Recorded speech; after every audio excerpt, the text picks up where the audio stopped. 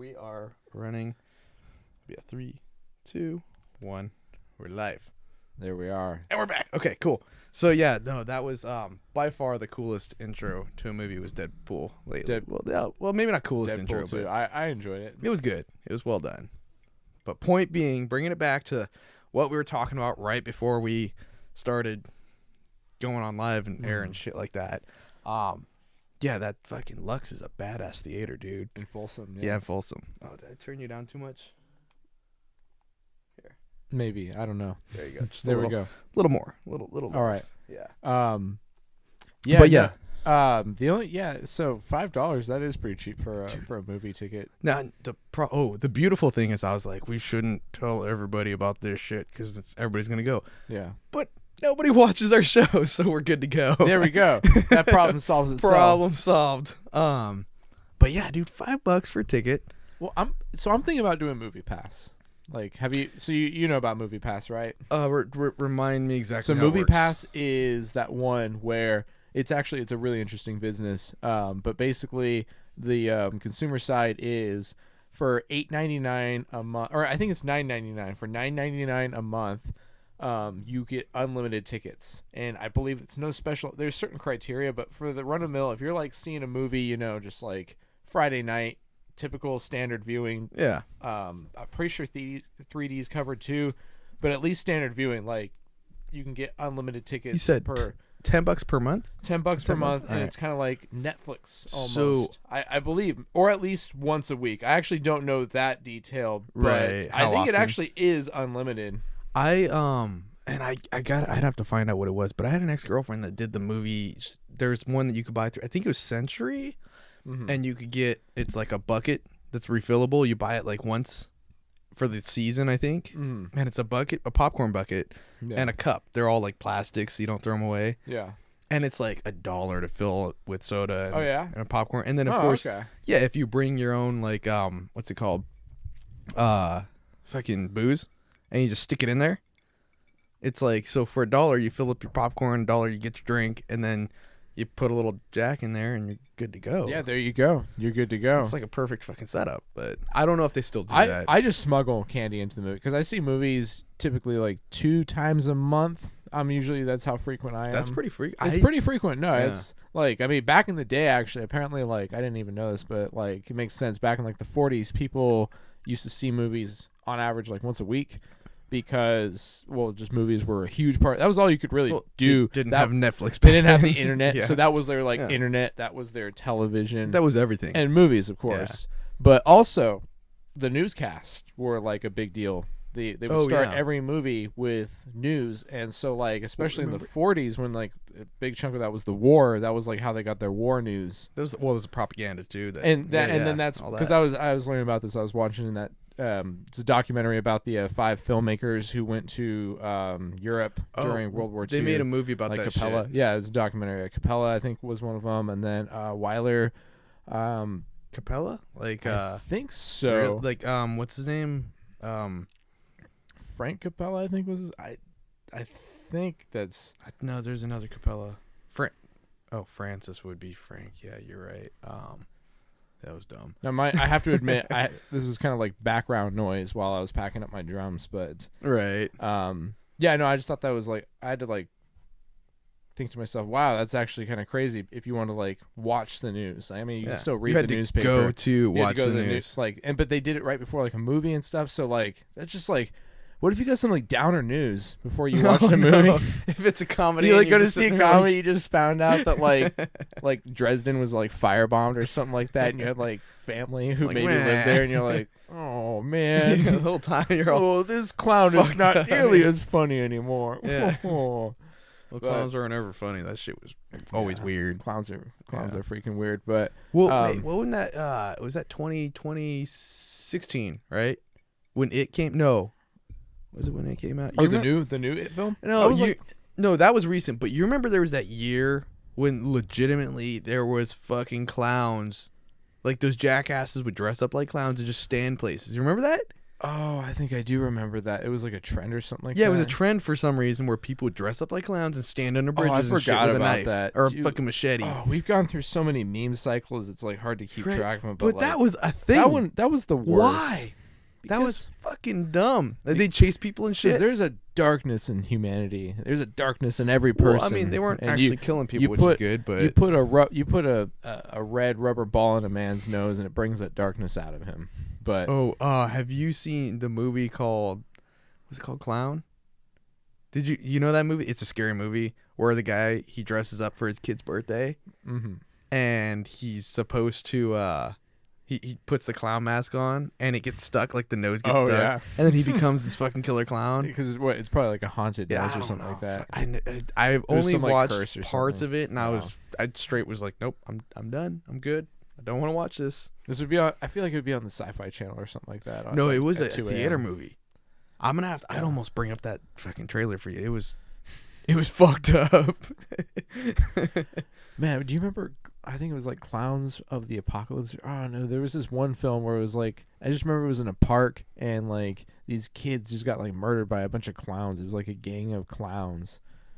What? I don't know. It was just, there's a bunch of weird B-rated films that. Oh, it's a film. I thought this was an actual thing. That we're happened. talking. Yeah.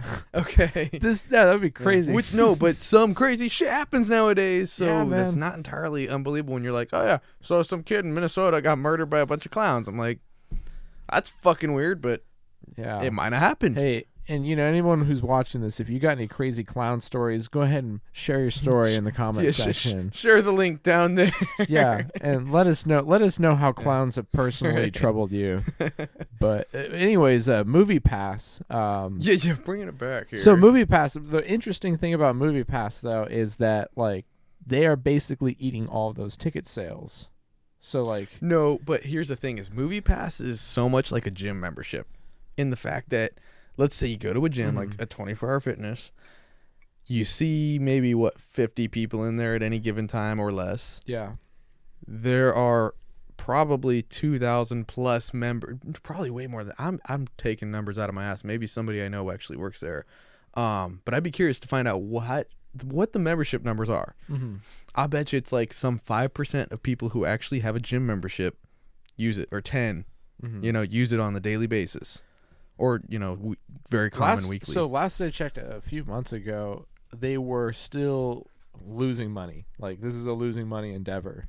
For the movie one? Yeah, the movie Pass. Pass. Because people are more likely to go to the movies than the gym.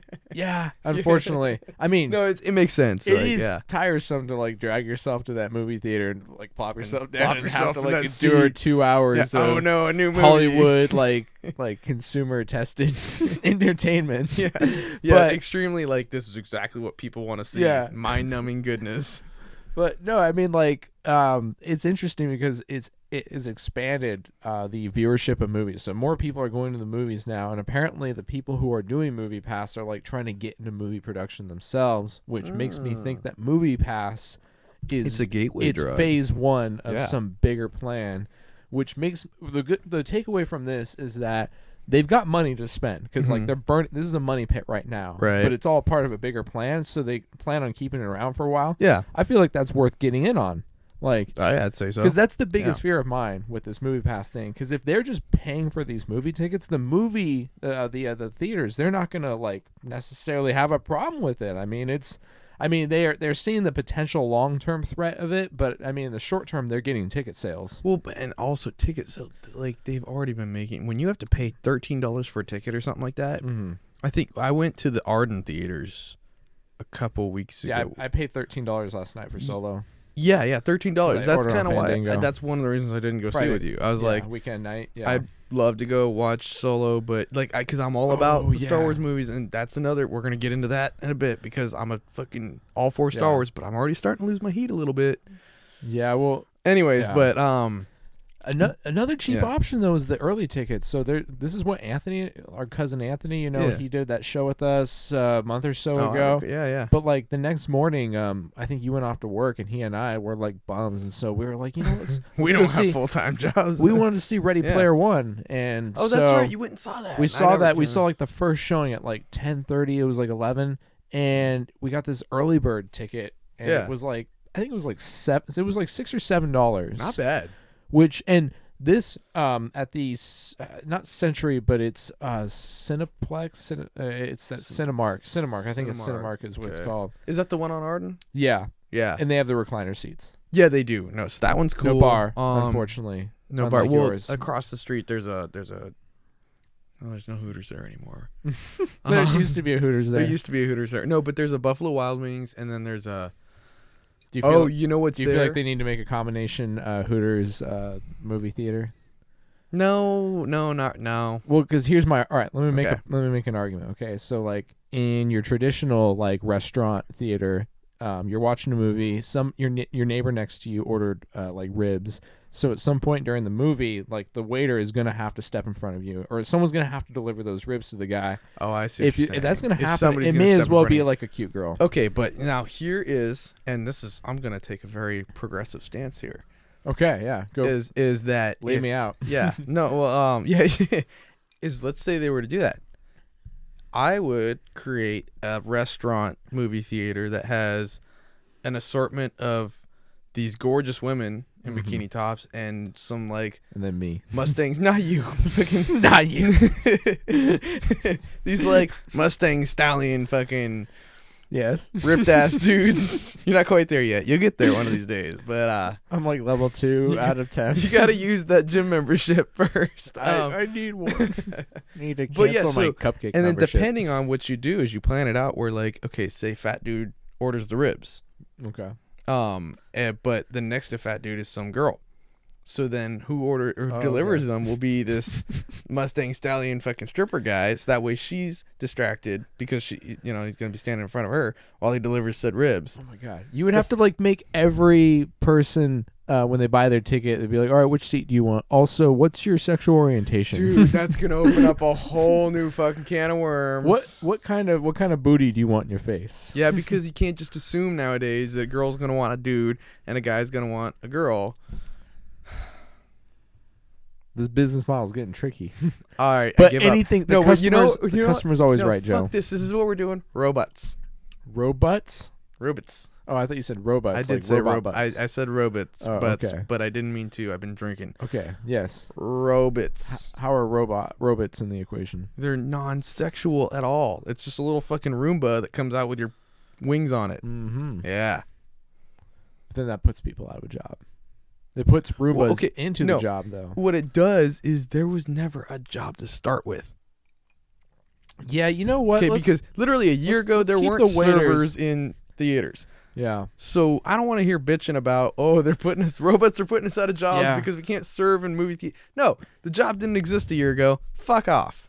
No, and I think I said this off air, and I'll say it on air. Like, my big problem with your like theater restaurants is that it kind of just ruins either experience because you're combining two experiences into one.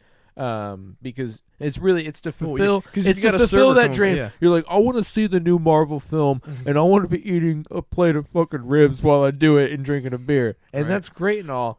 But You like, should just have to order that stuff ahead of time. Like plan if you can't plan for the next hour and a half of your life, what you want to eat and drink.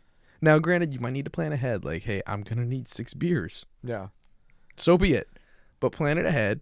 But even the delivery system's problematic, though. Like, that has to be delivered to them, and then No, all of a sudden, no. like, You order them all before you walk in. And then Yeah. I like the old way. So this is one thing that I do like about what was it? Like performance art. okay. Like when you go to a dance recital or some shit. Oh, and they bring it to you before the movie. Okay. But my point being is that the moment that the curtain opens, they either lock the doors. They don't lock them because of fire hazards, but they close the doors, and then a person stands there and says, "No, I'm sorry." An usher will stand there and say, "I'm sorry, you cannot leave until the end of the act or end of the number or whatever until the curtain closes again." Yeah. And what it does is it maintains that illusion. The idea is that for everybody else, they paid money to be there to see this, and they don't want fucking light spilling in and ruining everything. Yeah. And it's a big distraction. You hear noise from outside, cars and stupid people yelling, blah blah, all that kind of shit. Yeah. So I do actually appreciate that, Mm-hmm. and I say we should keep that with theaters. it should be. You should be able to immerse, and so the Yeah. robots is a good idea because it can be kind of like snuck under. You can almost We kind can of do it like better. excuse that. What's that? Conveyor belts? Pretty much. I was gonna say vacuum tubes. Vacuum. You remember those little vacuum? You remember like the note? That will happen. Yeah. No, they used to do this in the 50s. That's how they'd send letters from like one floor to another. Holy shit. Yeah. No, oh, that's crazy. The building in the county used to have them. Oh my There was God. vacuum tube, like big old tubes like that, and you put your letter or whatever in a capsule, and you press the button and close the door, and man. I I didn't know that was like widespread or anything. It was like a that. huge thing back in like That's the so 50s. cool. Oh man, the 50s was great. Dude, no, the technology. That future retro, like, well, now it's retro future to us. Like, Right. What they're, I just what loved, it was future to them, yeah. I loved what the 50s thought the future was going to be. See, you know what I miss about the what do you? It's like future noir, right? And the thing about that is that they went boldly in the 50s. Like people would just fucking, we want to do this, and they didn't have the technology yet, but they're like, we're gonna figure out a way to fucking do it, and they accomplished some amazing things, Okay. right? Like the one that I always take back to, and you saw Deadpool, right? Yeah. Okay, so real quick, this is my quick side note.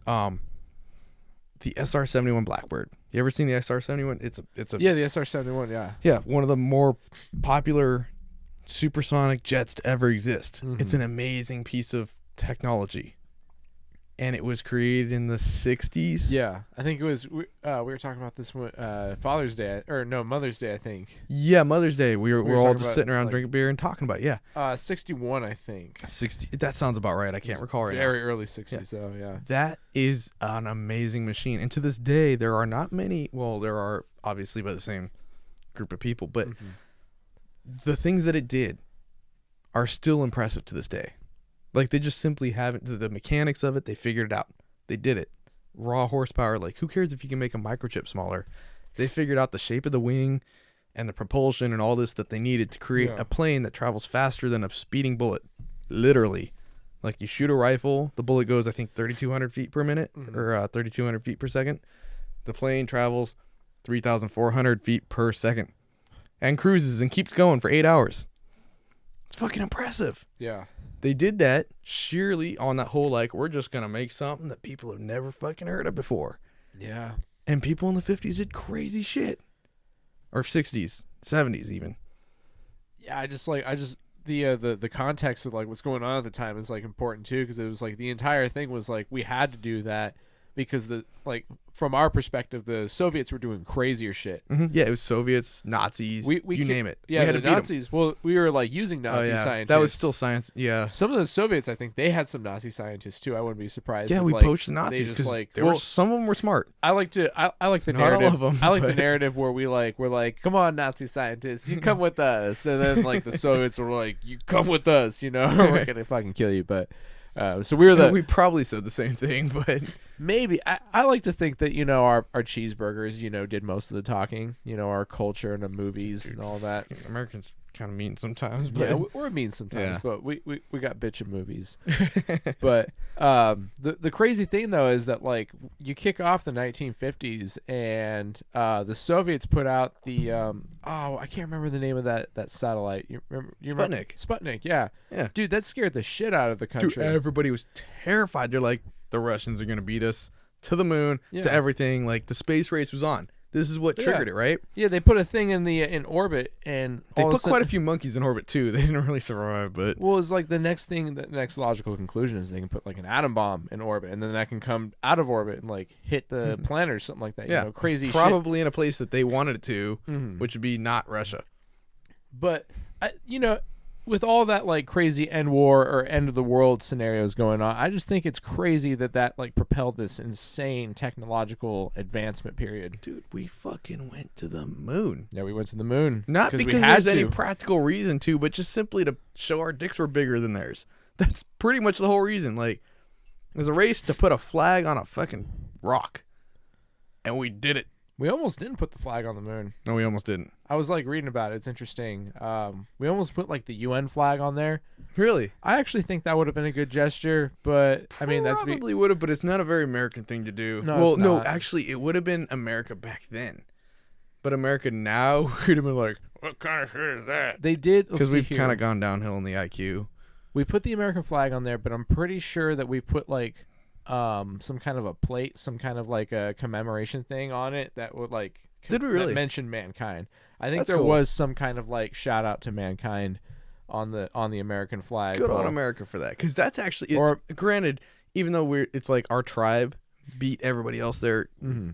It's humans. You know, we're all humans. Well, yeah. At the end of the day, I mean, if you think about it, we're using science and we're using ideas that were like kind of kicked off in Europe during like the scientific revolution. Right. And so, I mean, if you think of, and probably some of those ideas, maybe it could have even come from China somewhere in like the huge, if you go down the rabbit hole of like, you know, mankind's journey to getting to the moon. So really, this was a world effort, because the United States alone is like, to me, I've always seen the United States as the ultimate symbol of globalism, dare I say it, just because it's like there's so much, there's so like No, you can no. see there's every little part of the world you can find it in the United States. well, that of used to be America. the thing. Is that was what The something- melting pot. Yeah, we're the melting pot. Yeah. Literally, it's We like are. it's made up of nothing but immigrants that come here from other lands to find the great, the what was it? The promised land, right? Yeah, basically. It's the good life, you know. Yeah, you come here. America, we're the best. You only come in here because we're so awesome, right? But yeah, I don't know. It was this really bold move that we used to do, and I don't know. I kind of miss that idea. Like, Yeah, that's an inspiring nation, because that's what used to happen. Is we like I say I hate to fucking start talking like that, because that's what everybody in the baby boomer generation does. Is we used to be great, and it's like, oh, fucking well. You still are and can be. You just have to remember to prioritize things that are good, you know. And that's morally debatable, but yeah. I mean, so like, I mean, I like the salad, or I mean, I was about to say salad bowl. I meant melting pot. Salad bowl. Salad bowl's the other one. So, no, let me. Is that really a thing? That's a thing. That's a thing. I Yeah. thought you were just. Yeah, I know. It sounds like I'm talking gibberish, but like. We got America, the melting pot, and we got the salad bowl over here. So the melting pot is the idea that tons Yeah. of different cultures are coming here, and then they're like being smelted. I like to think of it as like they're almost kind of being like smelted into a new thing. It's like a nice it's like forged. You got your tie-in. copper and Yeah. your iron is becoming steel. Right. That's the melting pot analogy. The salad bowl this analogy beautiful is that you've got like alloy. lettuce Yeah. and tomatoes, and they're not being like refined into some like steel or anything. It's like the product is enjoyable because you have all of these components that are like still intact in their original I integrity, see. but they're meshing together to create something greater. I see where. All right, this sounds like a really recent thing that they might have started saying. This is something. Well, it's been kind of like, because the reason why like people fight against melting pot is because technically you could say that like the Native Americans being integrated into like the United States is like melting pot. But in doing so, and them being melted, they lost their own like. They basically were being forced to adopt Christianity, and so it was like that example. Well, the point of that example is to show that sometimes in becoming the melting pot, you lose part of your culture, and it's kind of unnecessary. But like we don't have to have that. We could just have people. We can have different ethnicities living in the country, and they can still have their original religion. I get what you're saying, but see, the reason why I'm just a little put off by it is because. It feels like the reason they came out with a new analogy instead of the one they've been using for like 30 years is because somebody was offended that, oh no, like, yes, your culture's getting slowly faded away. Like, it's part of the melting pot shit.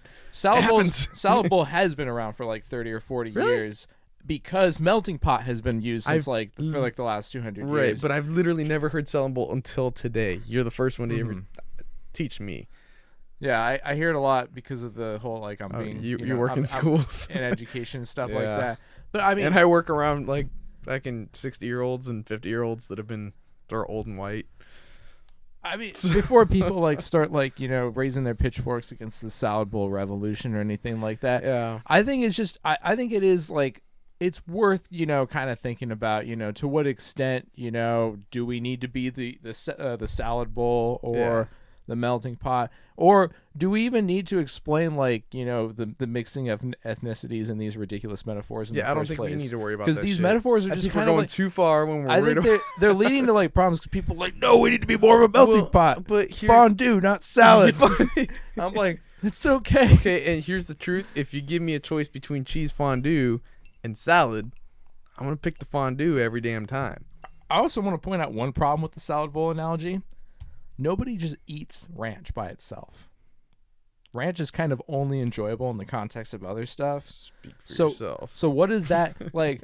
What is that? If we're gonna like explain the mixing of ethnicities and like a salad bowl metaphor, who's the ranch? I don't think that's fair. I think we all know who the ranch is. The white people. I guess so. Like the hot sauce is the Mexicans. The ranch is the white people. That would be pretty noble of us to volunteer to be the ranch dressing. Who the fuck's the lettuce though? Who wants to be boring ass lettuce? But it's the staple of it. That could be like a metaphor for the unappreciated and the necessary. Nope. We're going too far into this one. Too far. Yep. Nope. Using food to explain societal things is problematic. Make me hungry is the problem. it's not working. What time is it? It's getting that close. But yeah, no, that's what was it? There was some. We're talking about movies. We're talking about movies were cheap. I was gonna basically get on that whole Star Wars tangent. Yeah. Back to that. Okay, yeah. Because that's one thing I'm a little disappointed in. I haven't watched the Solo movie yet. You haven't seen the Solo movie. I haven't. But what makes me sad is I'm not hugely driven to go see it. I wasn't really. I mean, I see movies. Like I said, I see movies at least twice a month, and so. I mean, it's not like I'm going to see something else instead of a Star Wars movie. But here's what gets me is that from the age of like 5 years old when I saw the first Star Wars movie, right, until about a year ago, I was so amped every time a new Star Wars. I was like, I got to see it the day it comes out or whatever. And I'd buy all the toys when I was like when we were kids. We'd buy all the fucking toys, everything. But this latest push that they did, I think the last Star Wars movie is kind of what Episode 8 kind of it soured your taste a little bit. Yeah, because it's like, and I'm not one who's gonna complain about a Star Wars movie, like fanboy to the death. Like okay, yeah, it's Star Wars. It just simply killed your enthusiasm, though, right? Yeah, but it didn't. It killed my because the thing that I hate is that Star Wars fans, if I were to pick out any fans of any movies, are the douchiest fucking fans because. Yeah. The latest round of movies that came out, like all the Star Wars movies, they did nothing but bitch and complain. They're like, oh yeah, and they like came out in costume, and then they're like, it wasn't perfect. And they'd have all sorts of stupid reasons why it wasn't, right? It's like, it's a movie. These people created a movie for you, a fan service, to make the fans happy. Well, actually, to make a lot of money off the fans. But nonetheless, they did create this movie, and they did choose good directors and all that to service the fans. However, like I haven't heard the majority of reviews are all like these really bitchy Star Wars fans. Okay, and especially like number 7, I was like, cool, hey, this is cool. I'm happy with it. Yeah, I was happy with 7. Yeah, 7 was cool. And then there's Rogue One. Rogue One was sweet. Yeah. 8 came out. I was a little bit more like, I just wasn't. I had problems with it, but like I still liked it. Yeah, I enjoyed it, but I was like, okay, it's not a Star Wars movie anymore. Like, it did a lot of things really well, and it did some things really, really not good. Yeah, well, what it is that I guess it's just kind of a passive stance where I'm just like, I'm not going to yell at the people who created it because I'm not out creating new movies. Yeah. So, but it wasn't really a Star Wars movie anymore, and that was kind of a bummer, So I guess we just let it be. Oh, it does show us notifications, huh? What'd it say? Likes. Thanks, Nathan Braun. Oh, yeah, dude. We actually have notifications pop up now. So thank you. Yeah, we can thank Nathan. That's cool. I wasn't sure if we were going to have that you, ever Nathan. work out. Yeah. This one's for you, man. Wait. There we go. Yeah, let's get a wide shot. Wait, get a little clink going. Yeah, Drink buddy. to that. So if you follow the actual page of Condry and you like it or comment, it'll pop up on screen right there when you like something or comment. And I'll probably notice. Yeah, well, I mean, I noticed it because I'm looking at you, so we'll both notice. Also, it shows up on this computer. That's fucking cool. It's super cool. The future's here. Yeah. Oh, speaking of future, real quick, we can dive into that thing. It's fucking... If that's not terrifying, right? But what is it? The 360 camera. So I was showing you this earlier. 360 camera. I could set it on the table right there, right in front of us. And it's recording, even though it's sideways, like the lenses are pointed that way. Not at you, not at me, but it sees all of us right now. I wish there was some way we can demo it for like the viewers. Well, what we'll do... Hang on. Actually, we can do this. I probably should have figured out how to work it before I did this. That way I could press it and record. Oh, there, it made noise. Oh, do it without your phone? Yeah, because I don't know what the button... There's only one button on this. It's like an iPhone. There. So Usually the record button's pretty. there's one button. It's the power button. It's the record button, but it's blinking, so I think it's Okay. recording. All right. Yeah. So that's cool. Whoa. Is that now? Maybe I'll load that as like a picture on the Facebook page. There we go. But yeah, dude, fucking, it's kind of creepy how camera technology has changed in the last few years.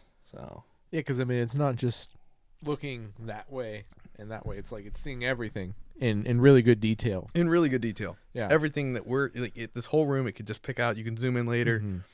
The exciting part for me, at least, is that I bought a GoPro pretty early on when those came out, Mhm. and I'm a fan of it. I try to create videos with it and use it a lot. But ultimately it lacks because you have to. There's no screen on the old ones. There are on the new ones. But once you pick your angle, that's it. And stabilization isn't that great. All that. This thing, you just like stick it somewhere, anywhere on your motorcycle, your car, whatever, and you have video of everything that's going on. You can figure out later what you want to actually look at. Yeah. But you put that somewhere, it's going to take video of everything Oh around my it. God. Can I don't know if I ever told you about this idea. It was my imagining of what would be the new media of tomorrow, the new way of like storytelling. Okay. And that was you enter a room and a 360 scene is played before you. Yeah. And what incentivizes rewatching is seeing what you missed, seeing what you want to focus on. So like one of them that I had in mind would be like the prototype for like showing people the greatnesses of it would be like, I don't know, like Gettysburg, like So 63 or something. you say Gettysburg, but here's one that I would throw out is, have you watched the new Sherlock? I say they're new. It's been a few years now. They did a BBC version of Sherlock with the one with what's his name? Benedict Cumberbatch. Yeah, Doctor Strange. Bucket. I don't know what his name is. Benedouche. Or no, it's Butternut Crackle it's Face. Benedapper Dangle Snooch. Whatever his name is. Oh, my bad. It's Cumbersnooch. Cumbersnooch. Yeah, so it's got Cumbersnooch in it, right? And these are fucking phenomenally filmed pieces of art. Like each one is basically a movie. They're hour and a half long. You've seen them or no? No, I haven't. I've been meaning to get around to it. Dude, well worth the watch. But yeah, so they got Cumbersnooch, and it, as any Sherlock movie would go or show, each episode's about a thing. You follow through, and at the end, you have this aha moment, right? Mhm. But part of it, they kind of guide you through. Like you see the little zooms in on all the like details that he notices and this and that. Imagine though if you had, and this would be like a VR application where you stick it on, you can look around while everything's happening, where the details are all there out for you. And so kind of like when you watch Fight Club multiple times, you see things that you didn't catch the first time because when you're looking for it on the second round, it's there. It's just not in your plain side of view. So now you could look over and see, oh shit, the guy did actually have that on his cuff, or there was a scuff there on his collar. I don't know. All Little these details, yeah. So yeah, that'd be a great application. So yeah, I guess what I was thinking would be one side of it would be the 360 aspect. It's like you have a 360 scene going around you. The other part would be they would be holographs or holograms, holographic images. I think that in that Star Wars. I guess so. Like, So you know what they have now, but you'd be in the room, and so it'd be like, I guess it'd be like a circular room, and it would probably be like a 25-30 foot radius, so it'd be like 60 feet in diameter. Okay. And that's in that area, in that like arena would be like where all the action's taking place. Yeah. And then on like the ceilings, they'd probably just have projections that like display like the stuff that's happening beyond, beyond what your range there. Mm-hmm. Huh. Super futury, but like what's crazy is it's really it's not very it's difficult to kind of have a narrative because there's no way to really highlight what you could highlight, could have things like highlighted going on around you, but the idea is kind of that like the viewer decides what they want to look at. See, now this is one reason why like 3D movies, and it's a loose comparison, but you have so 3D movies, the reason why they're really bothersome is because you watch them, and in 3D you have the ability to look at multiple objects, right? Or multiple objects should be in focus. For example, when I'm sitting here and I'm looking at this table, that cup. I look at that cup, it's in focus, right? Yeah.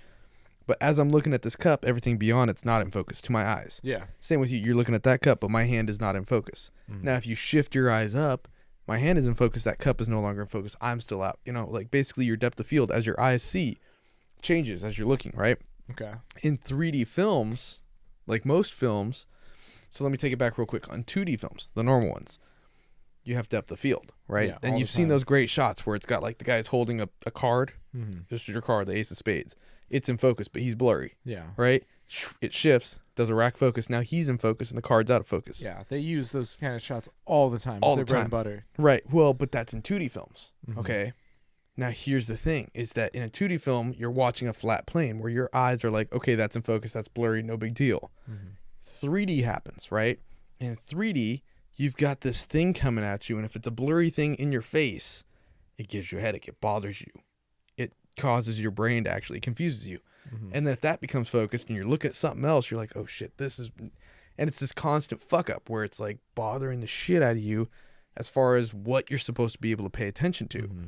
And that's why ultimately it fails, is because you can't fucking focus on 3 things at once, you know, or you can't force focus. You are now required to ignore the thing that's bothersome for your eyes.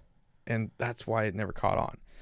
Now you take it to another level where you're really what's the word I'm looking for? It's not cliche, but it's just really gimmicky. Yeah, it's well, it's just a total gimmick. It's one of those. It's novelty. unevolved, I think. Yeah, Like it could be great, but we haven't perfected the technology, because what they have to do now is, in order for it to work, they take wider. When you start getting into photography, for example, you can shoot everything at a lower f-stop, and that means everything will be in focus. Okay. So you shoot these 3D films where everything's in focus, but now the viewer is no longer guided to what to look at, because that's part of the art. Is we want you to look here at the guy's eyes, not at the card he's holding, or we want you to look at the card, not at his eyes. Yeah. But if 3D, you have to have everything in focus all the time, and now you lose that artistic aspect of the director choosing where your eyes to go. Now it's just, here's a picture, you got to figure it out. Yeah. Well, that's kind of the point of And it. it's a lost art. But I mean, there are a lot of pictures where it is that kind of thing. There is, like, you kind of have to figure out what's going on in the. I mean, they still there are definitely hints. You know, there are things happening in the foreground and the background. So even that can be kind of a bad example, because what I'm proposing is less focused than even a painting, like even a really like dense painting where there is a lot going on in the foreground, background. I see. Yeah. Maybe, well, so the idea, maybe though, it depends on what my thing is. What the problem is that I would say is that it's okay to have that. Like, that could be a movie. But if every movie's got to follow these rules, you're now throwing out these millions of like hours and hours of brilliant art where you're choosing, you know, because some movies are great because your eye is guided to whatever you want to look at, or the director wants you to look at. Well, this wouldn't be like a type of movie. This would be like a different thing.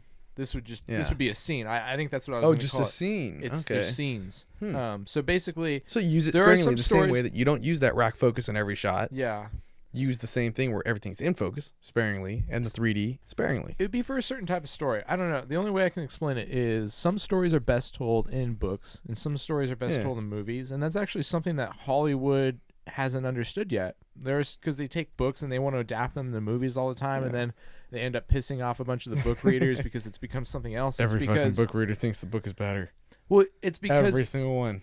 And the reason why is because there are things that the book can do that the movies just can't do. Well, or things that the book can't do, which leaves it up to your mind to fill in the gaps. Yeah, and so in books, it's like they just operate on kind of a different thing. They operate on a different medium, or it's like a different system of storytelling. Yeah, and I like that. I like that there are, it's kind of like how like what we're doing right now is another way of storytelling.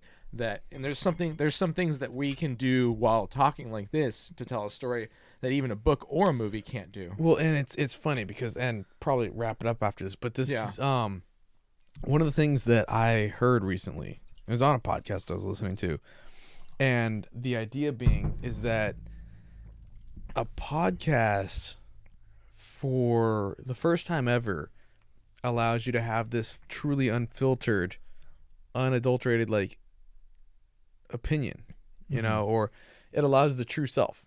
So for example, in the past, remember, in order to be on radio, you had to have a lot of money, a lot of equipment, and then somebody had to sponsor you.